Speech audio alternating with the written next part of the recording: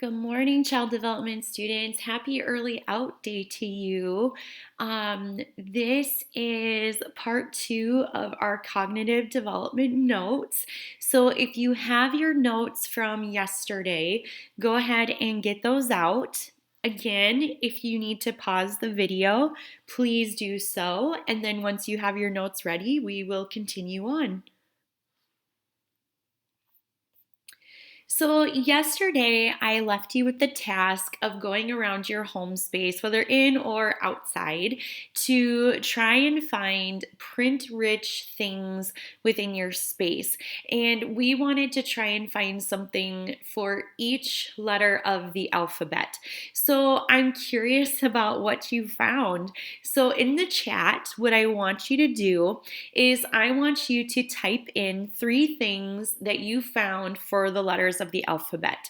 And once you've typed in your three things, I want you to take a look at the chat and see what everyone else is typing, just because maybe we get ideas of, oh, yeah, like I would have had something like that too that I could have found, or oh, yeah, I never thought about that, just to see if we have any of those aha moments. So go ahead and take some time and type in what you found in the chat. So we can pause our video, give you some time to get your answers in the chat.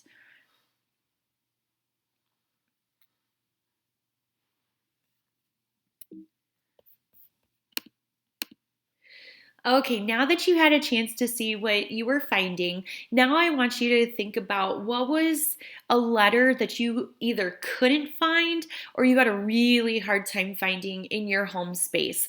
So that's what I want you to type into the chat next. What was it that you either didn't find or you had a really hard time finding within your space? And then again, take a look and see what your peers are typing. See if there's any similarities, any differences. Just take a look and see.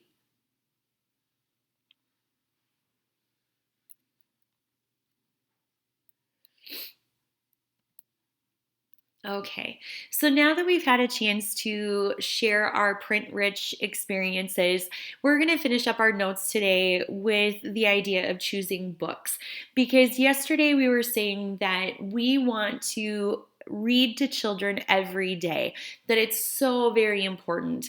And in order to read to children every day, we have to have books available for them so we can read to them. So the general rule of thumb is that on average we should have 5 to 8 books per child. So if I was caring for 5 children, that means, well, 5 times 5, on the low end I should have 25 books.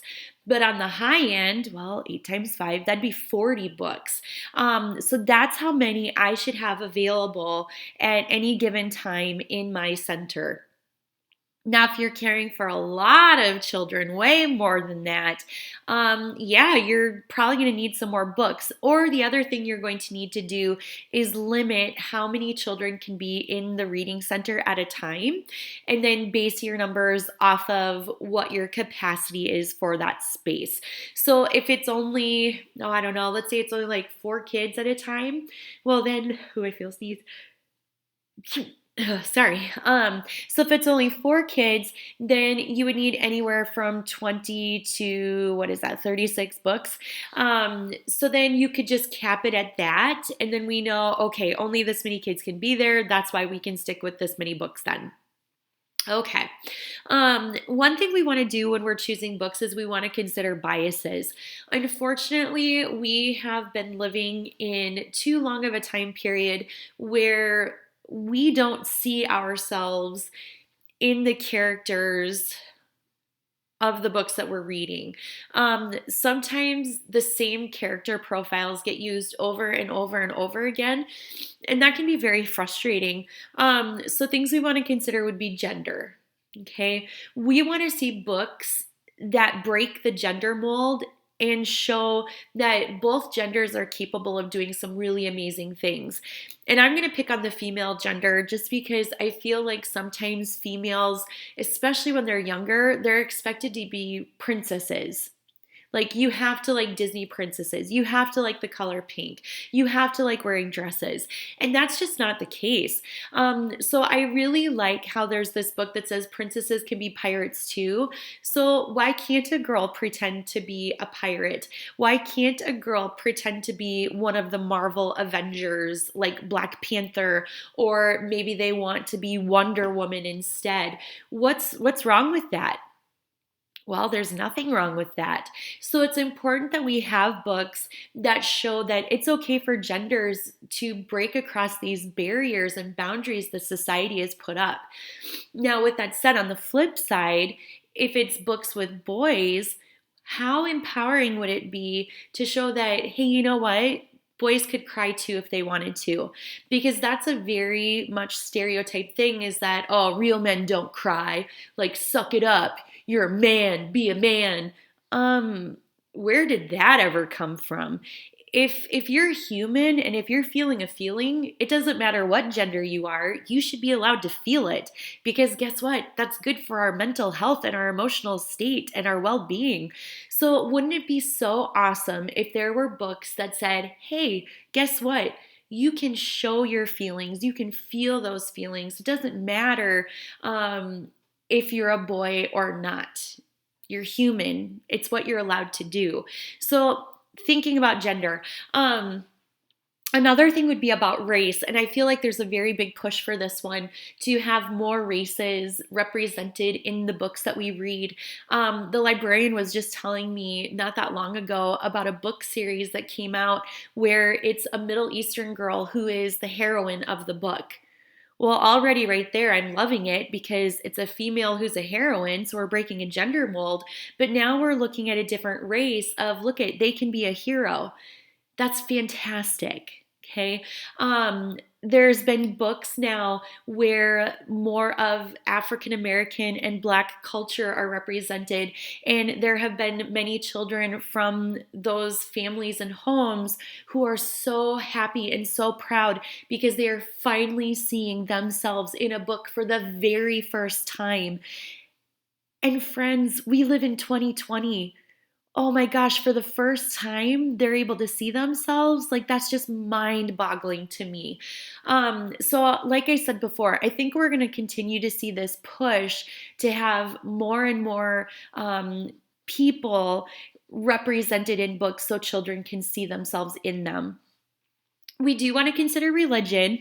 Now, with that, we have to be very careful with it because if we're in a public school system and caring for children, there are limitations to what you are able to maybe share. And if you were going to share something, then you have to make sure that all religions are fairly and equally represented. Example, we've got Christmas coming up. Well, guess what? Not everybody celebrates Christmas. So it'd be very unethical of us to only talk about Christmas, because what if we're caring for kids that they don't celebrate Christmas? Maybe they celebrate something else. Maybe they don't celebrate anything at all. Well, then we have to be very mindful of that, and either we don't have books about Christmas, or we have books about all other kinds of things that go on around that time. Maybe we have books about Hanukkah. Maybe we have books about, I think, is it Kwanzaa? There's a few others too. So making sure that everything is equally represented would be very important. And then sexual orientation. I think this is such a big one because what we know about family structures is that it's not your stereotypical dad, mom, two kids. Like it's not that way anymore. What we would consider the traditional nuclear family is completely going out the window. We have children who are in a single parent family. We have children who are coming from divorced or separated families. We have children who have two fathers or they have two mothers. We have families who live with their grandparents. We have kids who it might be a larger extended family home situation where maybe it's grandparents, aunt, uncle, and then it's their own immediate family.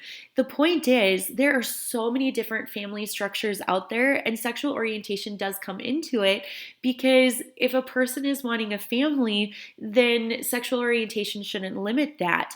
So it would be very mindful of us to make sure that we have books that are fairly and equally representing all of those different family structures.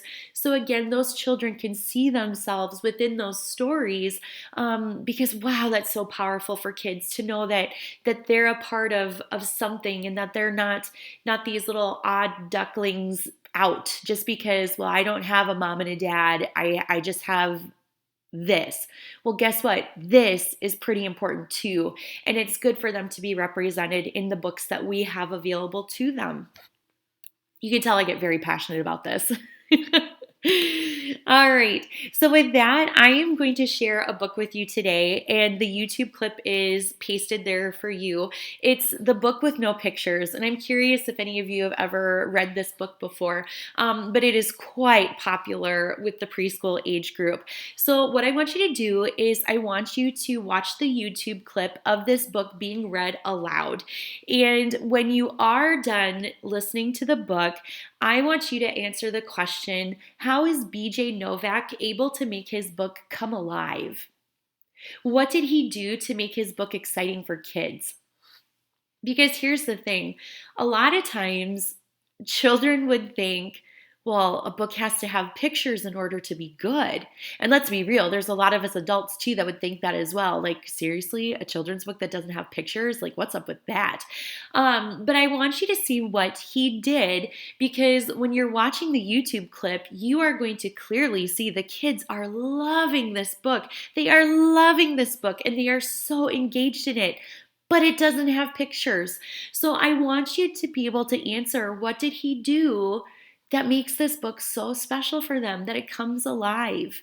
So this is where I'm going to leave you then. If you would like to log off to listen to the book and then come up with your answer, that would be fantastic. Just make sure you have your answer ready to go for tomorrow's class time so we can share our thoughts on that. And yeah, that is going to be our day today. So if you know what you're doing, feel free to log off at this point. If you have questions, stay logged on and we can hopefully get those answered. And have a wonderful early out day, everyone.